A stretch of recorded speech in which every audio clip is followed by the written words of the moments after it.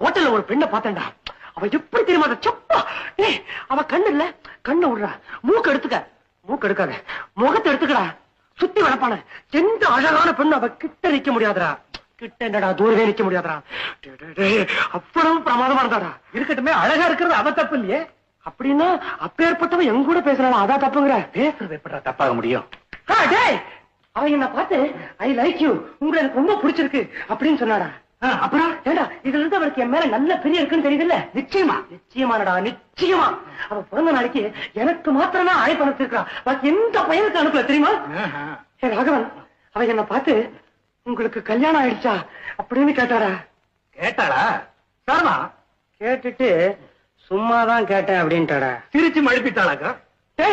காலேஜ்னு ஒண்ணு இல்லன்னா பொழுது போற தெரியாம எவ்வளவு மணி நேரம் வேணா உங்க கூட பேசிட்டு இருப்பேன் அப்படின்னு சொன்னாடா. சுந்தரம், சந்தேகமே இல்ல. முக்கியமான விஷயம்,